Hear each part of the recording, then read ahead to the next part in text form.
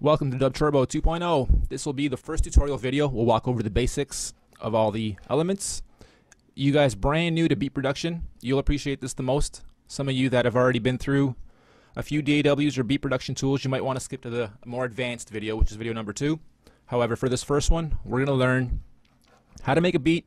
We encourage you guys to watch, listen, and then pause. Do exactly what we do to replicate it, and you'll understand music theory, bar structure, beat patterns, melodies, sort of all at the same time on a kind of subliminal level as I teach you guys, and you're just doing and watching and doing and understanding through the process and going, aha, I get it. And then as of the second video onwards, it should be very interesting for you guys, and you'll fast track this and be able to max out the use pretty quick. So what we'll do first is understand this top part.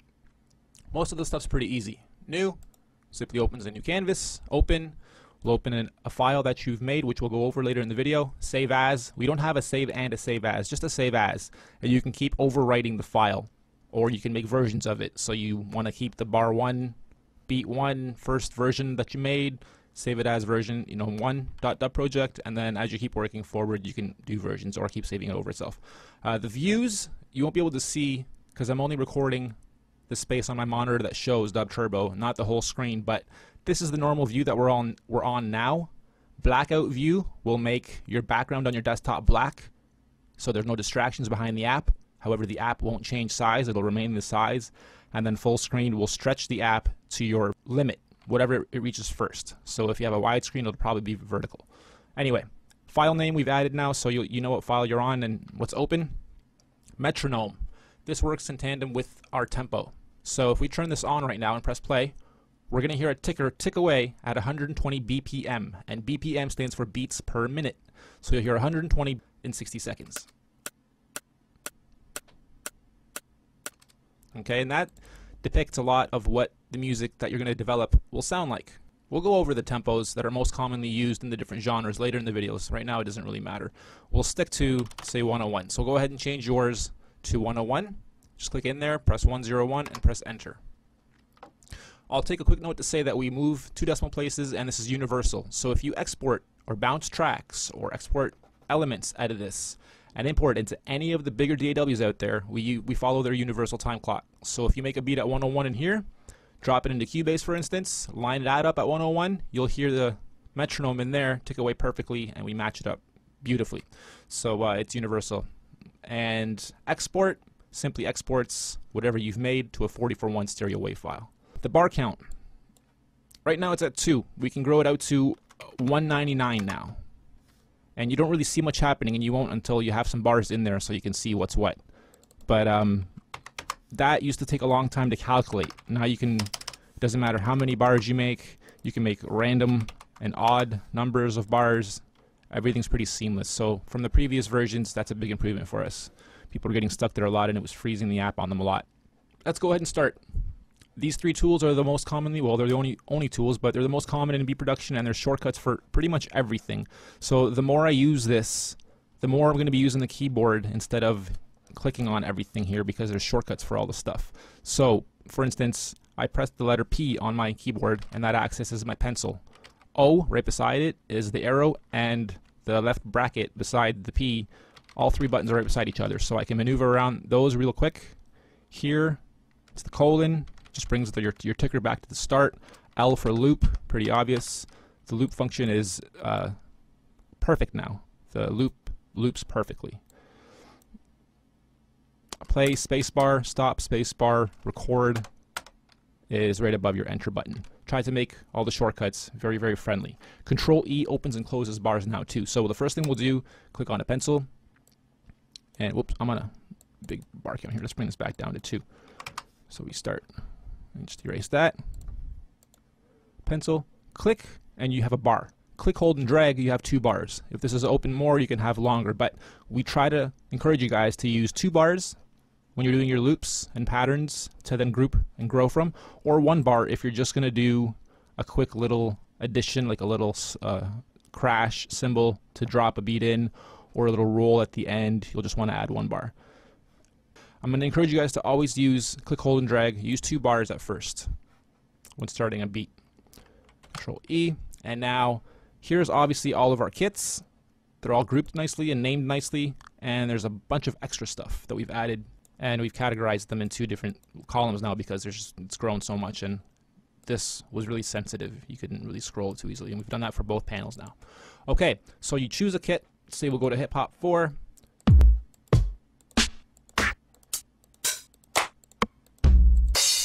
Cool, right? All of those have volumes too, so you can master the kits further than we have. If you think something's too loud or too quiet, you can move that down. These same pads are triggered by the keyboard you type on. Numbers 1 through 0 on your keyboard. If you're using the keyboard on the right versus the one on top, you desktop users, then make sure your number lock is on for that to work. And then you can also preview them again here. So as I'm building, if I forget what's what, and I get a little confused on down here, I can just go, okay, that's right, that's my clap, boom. And it's obviously spelled right out for you. But try to make it as friendly as possible for everybody. So we'll start off with a 101 BPM beat.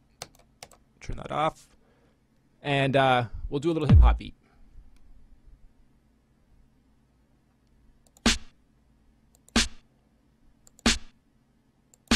So again, do what I'm doing here.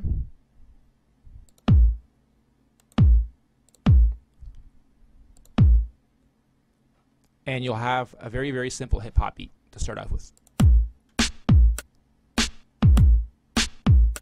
I'm going to add one more here. So if you understand what's happening now, the timing is basically going from here to here. So this is 2 bars because we drew in 2 bars. So you hear 8 ticks. So it's 1, 2, 3, 4, 5, 6, 7, and 8. In between all those ticks, we have 4 spots for notes to go in. Typically on big DAWs, you'd be able to change that so you can have 8 spots or 32 spots in there.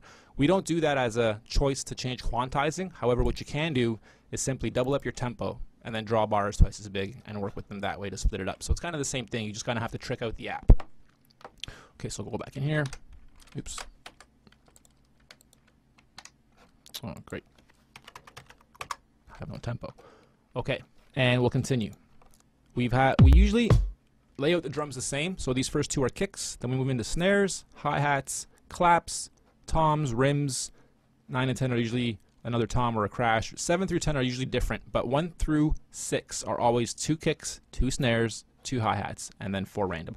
That means when I make this beat and then change up the kit after, it's going to remain sounding cool and the same, and I don't have to go in there and switch up, okay, now the kit's on 7, and then, you know, it's all different per kit. Everything's pretty much the same. Once you get down to the voxes and the effects, it's obviously different. But for the beats and for the drums, it's all pretty universal. Okay, and now we'll add a quick hi-hat under 5. If you want to change up what you're doing compared to me, so copy what you see me do and then just add an extra one or eliminate a few, start understanding what is happening here, what sequencing really is. It's simple trigger-based sequencing on a grid, and as we move further along the grid, everything just kind of gets played. It's pretty simple. If you could think of back in the day, those little music boxes that would open up, that they were kind of the same. They just had little prongs sticking out, and they would trigger certain notes as the big wheels spun. So this is a very modern way of looking at that.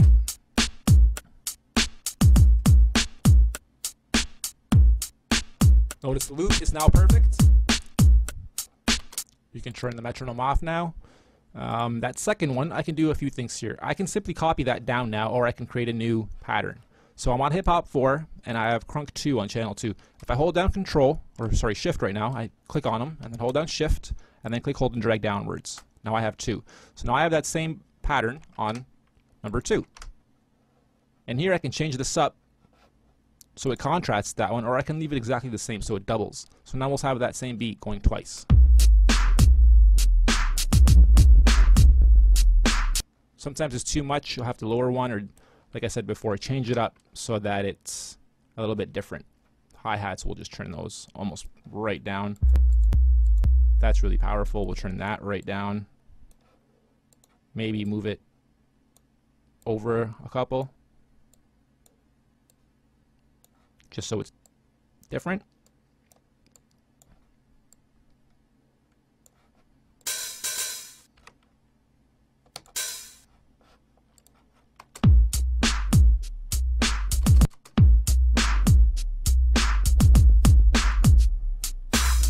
That snare is just kicking my ass. Turn that down.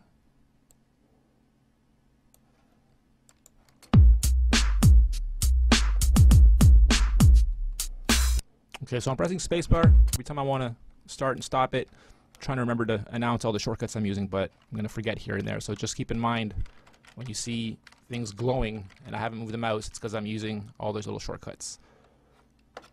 Here, obviously, this is our 16 channels that represents these 16 channels. So right now I'm on channel 2 and it's crunk 2. Down here, 1, 2. Okay, and I'm moving the channel up and down in volume, or I'm soloing that. So that's all I'll hear, or I'm muting it. And once you have 10 layers going, the soloing and muting will come in handy so you can hear combinations of stuff before you finalize it and whatnot, which is pretty standard for most AWs. Once you get past 8, the first 4 are drums, then the next 4 are keyboards, and then the next 8 are blank. Once you get to 9, you can choose. Well, all of them can be changed, but once you get to 9, you choose. Click, hold, and drag down to keys or drums or empty. So we'll say it's keys. Everything's been color-coded too, so we can go back into the pencil. It's a bit of a color change as well, and it's got a little icon for keyboard, and then in the drum section it's just 4 little dots to represent the drums. You'll see it changes color as well, so you always know what's what. Control E opens her up, and this gets us to our keyboard panel. And same thing, we've categorized them here, and everything is opened as far as the folders go now. Instead of having them in folders, it's just nice and easy to see everything up at front, and you'll have all kinds of stuff in here. And we even put drums in here and voxes in here so that you can bend them. When I say bend them, I mean you grab a snare. Okay, you can really screw with sounds and make them really interesting as far as patterns, builds, drops, rolls, fills, and stuff like that goes. I love that part of the app, actually. It's probably my favorite part, is that I can bend stuff. And then with the voxes, let's try to find some voxes. Dance. Break it. Break it. Break it. Break it. Break it. Break it. Break it. Break it. Doesn't really work too well with that specific one, but there's a lot of really cool and ha, hey, yeah, that kind of stuff where it sounds really cool when you lower it a couple notes and stuff. So all that's very, very flexible. So okay, let's just go choose some horns. I don't know.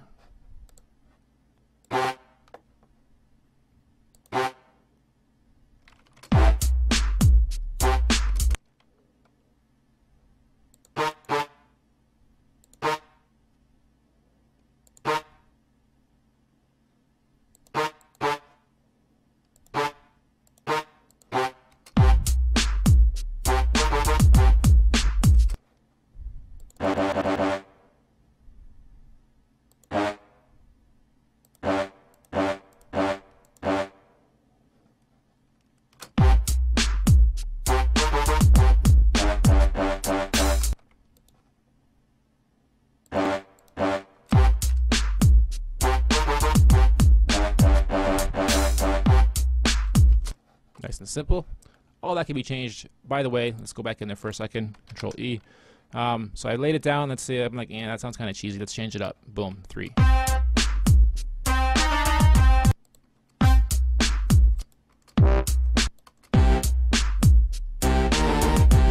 Say I like that, and let's say I'm like, you know what? I like that, but it still sounds a little cheese. Let's copy that down. Hold down Control. Click, hold, and drag down, and now we have horn fun and bass air. And bass air is obviously a bass sound. So you can start duplicating your melodies and changing up the instrument so that your bass line follows your horn or follows your trumpet or something else you've made, or you build it to be totally unique. But it's a very easy way to get your sounds starting to complement each other without having to start them from scratch every time. Because now I could just remove some of these. In fact, I'm going to have to. There's a lot of notes for a bass line to be happening. So get rid of some of these guys. And that bass is so low that you might not even hear it. So let's just choose a different one. Cool.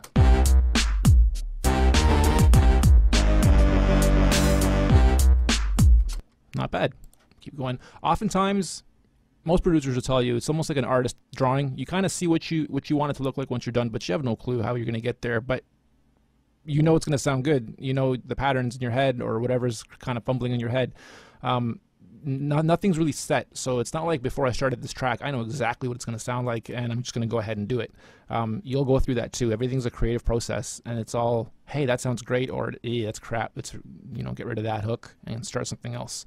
And so having said that, you know, a lot of it's exploring the sound kits in the sound library. Some of the sounds are short, sweet, some of them are longer. Unfortunately, it's not sustainable samples, so it doesn't matter how long you hold the note for, it's just going to trigger the sound and play it. And that's that. So we've made everything very diverse, and you have a lot of variety of stuff that's short, long, panned, echoed, not echoed, raw, and complementing itself. Once you have a lot of layers going, it's really, really full and stereo imaged and nice right from the get-go. So you don't have to worry too much about the mastering and compression process afterwards. We do a lot of that for you right up front because the kit library has been built that way to be very flexible for you.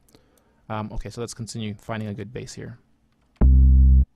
That's not bad. Probably have to turn that down. That's the horn. There it is.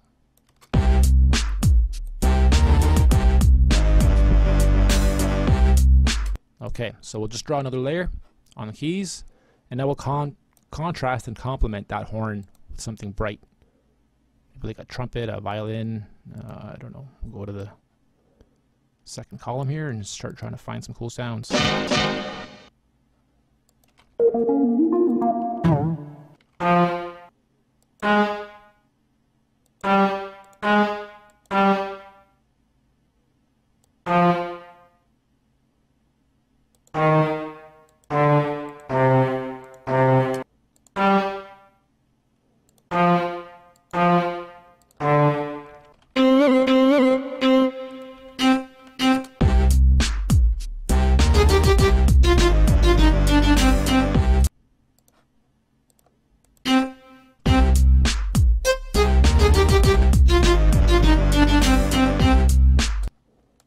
Okay, coming out kind of pretty cheesy, to be honest. I'm not too fond of it, but just for the sake of the tutorial video, we'll keep going with it. Going over some of these, just making sure I haven't forgotten anything. Obviously, clicking the edit button opens the bar. You have to actually have a bar selected. You can't just randomly start clicking edit. So choose a bar, then click edit, or choose a bar and Control E, and then Control E again to close it. The loop is pretty self-explanatory. You click on loop, it gives you nodes that you can drag. So let's say you only want to hear this part, and loop just this little tiny bit.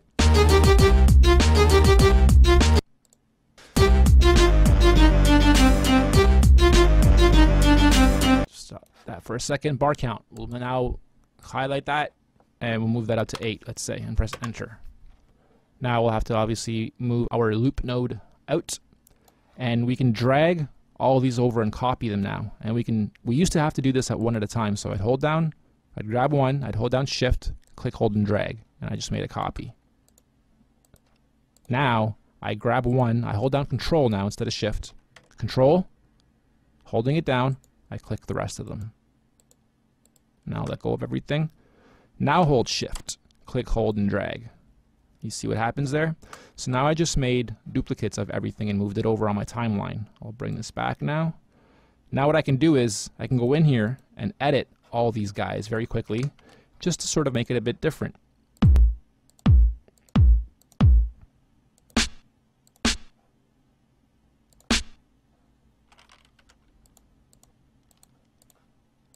And we'll kind of try to do that on all of them.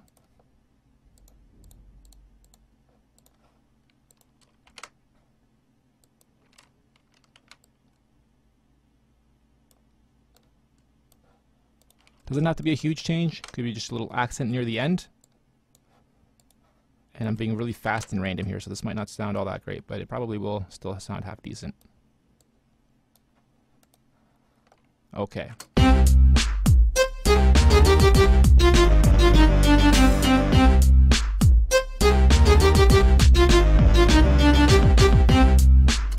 And then when we do this again, you can change that last part up even more. So let's do that actually.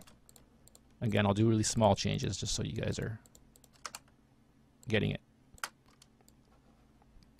Okay, I held down control. I clicked on everything. I let go. Then I held down shift, click, hold, and drag everything over to copy it. Now here on this first one, I'm going to add a little crash. That's on the last one. I know my way around it. That's why I knew where to go right away. But you'd find yourself a kit that has a crash. Usually it's on this last pad. and then just add 1 right there. So that means once the beat gets to here, psh, it's going to add a nice snare there. And then here, I'm going to just fill this right in.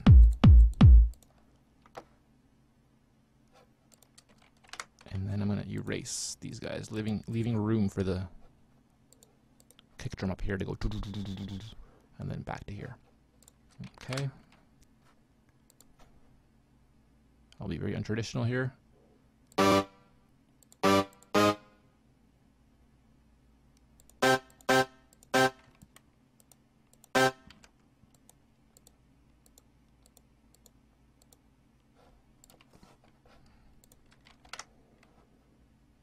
Leave that alone.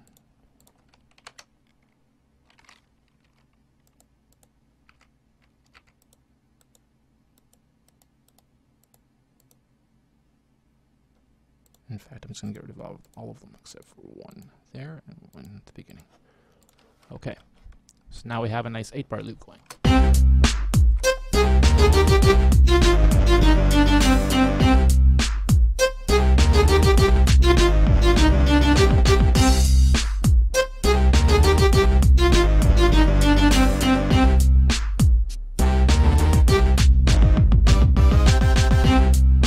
Okay, so you see how music starts to work now, where everything's done in groups of bars and bar structure, and build-ups happen this way, and drops happen, and crashes happen where they're supposed to. This is sort of the basic fundamentals of music. You're changing the tempo, you're adding different beat structures, and you have house. Kind of works the same.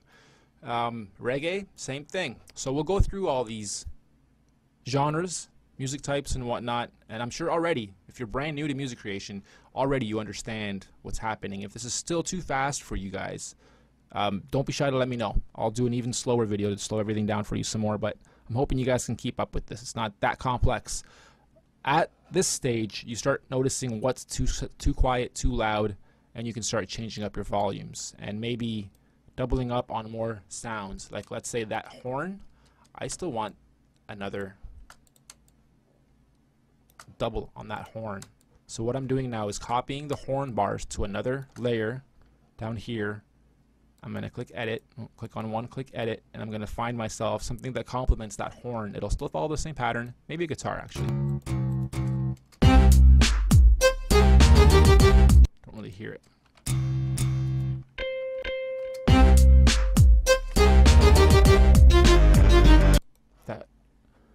That first horn is way too loud. I'll also say that a lot of the instruments have been recorded way higher than normal because I'd rather have you guys mix down than not have enough volume per instruments. So you might find that your drums are nice and lined up and all your instruments are way down in these levels, and that's fine. Don't worry about that. It's not untraditional at all.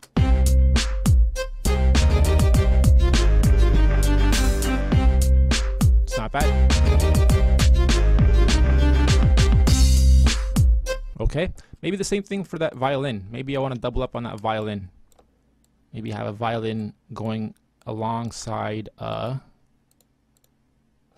it doesn't really matter if you're just going in there to change the sound type, not the actual notes. I can click on any of these bars on this layer and click edit or Control E and just get to whatever sound I want and change it, and I'm good for that layer. It won't just change that one bar and everything else will be whatever it was before. Once you change it here, it's good for the whole layer. So you're like, okay, layer, well, this one 9, I want to change it. Click on any of the bars, find whatever sound you want, close it, and you're good to go. Well, you'll probably be in there looking at the sounds, trying to find a good one that matches whatever you're trying to match it up to. Violin and cello, that might work well. Gotta turn it down though. And yeah, I already like it. Let's see how it goes.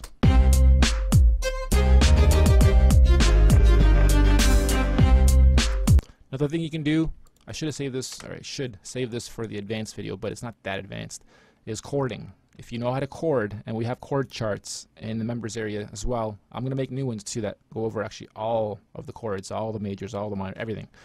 You can chord very easily.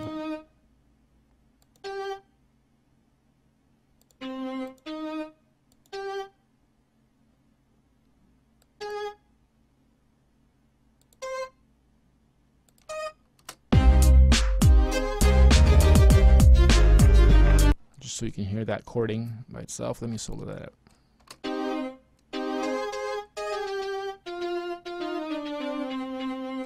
Okay, so you can chord really nicely. Because the samples are trigger based, not sustaining samples, the chording won't work on everything, obviously. And not every instrument sounds good chorded. Not every, like bass lines you can't really chord. You know, certain elements or leads you can't really chord too well. It starts sounding muddy. So be choosy with what you chord if you are going to go that route. Also, at this stage, you can start, like I was saying before, you can start muting stuff so that you get little combos going.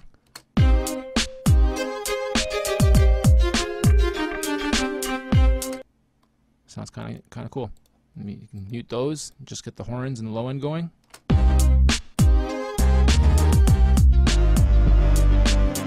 Maybe you want just the other drum set going.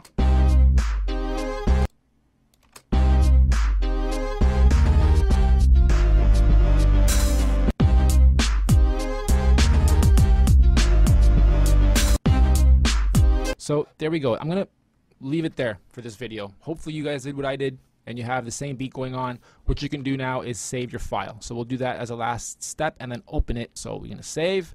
It'll just give you a little warning saying make sure to add your .dub project file extension. Don't remove that. I'm just calling it dub test .dub project. You guys can call it whatever you want. You can save it wherever you want on your computer. Just make sure to remember where it is so you can find it after when it comes time to reopen it. Okay, so we saved it. We will export it as well. You'll just see it exporting your arrangement. And this is right now creating a WAV file for you. While it's doing that, I'll also tell you that you can solo each of these and export one layer at a time. So you have every single layer as its own WAV file. You have a collection of all these 8 bars, each instrument, each drum set as its own file. And then you can import all of those into a bigger DAW, a Cubase or whatever, and then keep going with it to grow your full track or to compress or master or effect it any way that you can't in DUBTurbo. What are we at here? 101 BPM. Dub 2 beat. To demonstrate, I'm going to restart the app and then just go to open and go find the file, dub test. You open it, if you press play, nothing happens. There's a very simple solution, and that simply is to click on your loop and then just drag your end loop node and place it again, just anywhere. Just drag it and then re-drop it where it's supposed to be. That should be fine. Otherwise, what sometimes tends to happen is it'll play this first set of bars and the ticker will keep going, but you won't hear nothing. And you'll be like, why is it only playing my first bar? Okay, so this opened. Let's go look at our beat that we made. And double click, and there we go.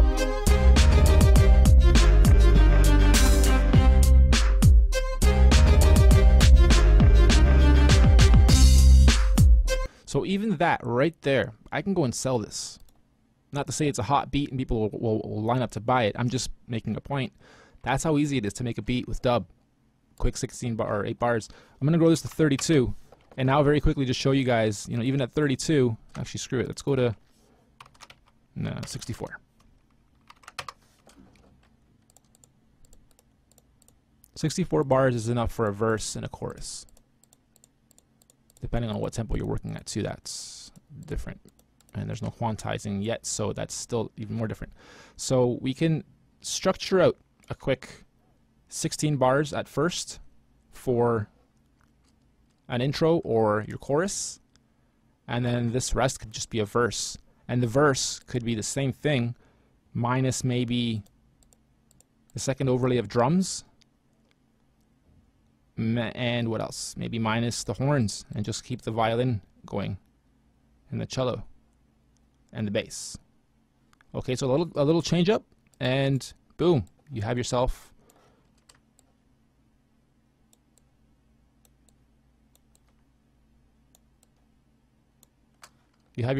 chorus, and more than enough for a verse. So you export that, bring it into a Cubase or something else, add your vocals, and there's a full track for you. It's that simple with this. Now I can go in here and any of these bars that I edit, it'll edit just that one versus the whole section, obviously, right? So I can do, like, you know, take the bass out for this part here. 1, 2, 3, 4. The second half, maybe I want to take those 4 out. Then maybe I want to take those 4 out. You'll start getting creative with how to lay out and structure the arrangement. And you'll notice that once you get out of this and into Cubase or something else, once you import this, you can literally drag any little bit together and string your whole chorus out of that. Or maybe you like, you just did a little bit something different right there, and you really like that, and you want that to be your bridge. So you export and pull that bit and loop that a few times to create your bridge. So it's very, very easy to work with Dub and other DAWs. Cool. Hope you guys have enjoyed this. Found it informative. Hope I didn't miss nothing. These guys here are just joggers. So instead of opening up the bars, clicking on a bar and pressing edit and choosing something, if you want to just go one by one, you can just scroll them here. And then same with the keyboard layers. If you want a keyboard layer, scroll them here. If you're on a keyboard layer and you hit the drums, obviously nothing will happen. So don't be wondering what's going on. Why don't I hear nothing? You're on a keyboard layer. You have to be on a drum layer and you'll hear. And then even then you have to know what you're on to hear that kit that you want to hear. And then if you're on a drum layer and you hit keys, you'll hear the metronome. It's not recordable, it's not a sound, it's just to indicate, hey, you're on a keyboard track, silly. I mean, you're on a drum track, silly. Stop hitting the keyboard. You're supposed to be over here. Okay? Cool. See you guys in the more advanced video, video number 2. See you soon.